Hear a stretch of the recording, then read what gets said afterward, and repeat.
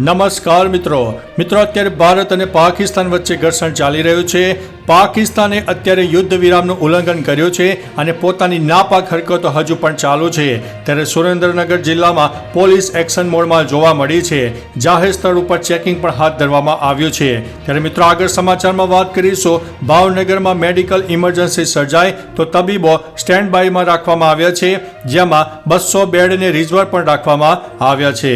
મિત્રો આગળ સમાચારમાં વાત કરીશું। સૈન્ય કાર્યવાહીમાં ઉપયોગી અત્યાધુનિક ટેકનોલોજીથી સજ્જ હ્યુમનોઇડ રોબોટ ટૂંક સમયમાં હકીકત બની જશે અને ભારતને પણ આ દિશામાં આગવું પગલું હાથ ધર્યું છે।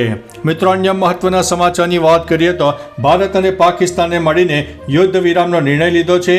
ત્રીજા દેશની કોઈ ભૂમિકા નથી।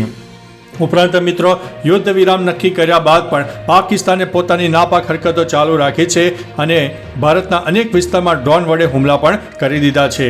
મિત્રો અન્ય મહત્વના સમાચારની વાત કરીએ તો શાંતિ સર્વોપરી છે અને સંપ્રભુતા પણ। આતંકવાદ વિરુદ્ધ સમાજવાદી પાર્ટીએ સરકારને સમર્થન આપ્યું છે।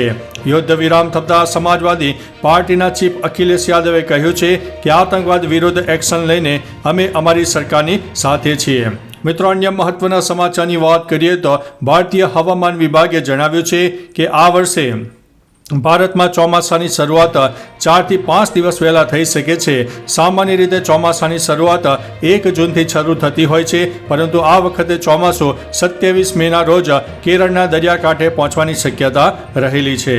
મિત્રો અન્ય મહત્વના સમાચારની વાત કરીએ તો પાકિસ્તાને અનેક અફવા ફેલાવી, ભારતીય સેનાએ તેની પોલ પણ ખોલી નાખી છે।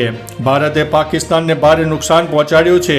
ભારતીય સેનાનું સત્તાવાર નિવેદન પણ સામે આવ્યું છે। મિત્રો અન્ય મહત્વના સમાચારની વાત કરીએ તો પાકિસ્તાનમાં 39 સ્થળે બળવાખોરોના હુમલામાં 9 સૈનિકના મોત થયા છે। બલુચિસ્તાનમાં પણ બળવો સામે આવ્યો છે। મિત્રો અન્ય મહત્વના સમાચારની વાત કરીએ તો પાકિસ્તાનના તોપમારામાં 1 મેજર શહીદ થયા છે। IAS અધિકારી સહિત 6ના મૃત્યુ થયાઓના અહેવાલ મળી રહ્યા છે।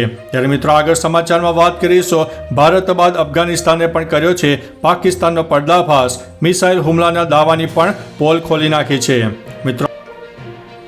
મિત્રો અન્ય મહત્વના સમાચારની વાત કરીએ તો ભારત પાકિસ્તાન વચ્ચે સંઘર્ષ વધતા G7 દેશોનું મોટું નિવેદન। પહેલગામ આતંકવાદી હુમલાને પણ વખોડી નાખ્યો છે।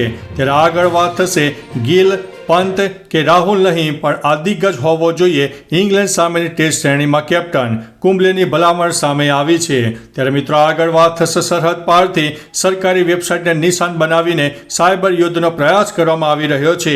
ત્યારે આગળ વાત થશે મુંબઈના સિદ્ધિવિનાયક મંદિર બાદ હવે શિરડીના સાંઈ મંદિરને એલર્ટ મોડ ઉપર રાખી દેવામાં આવ્યું છે।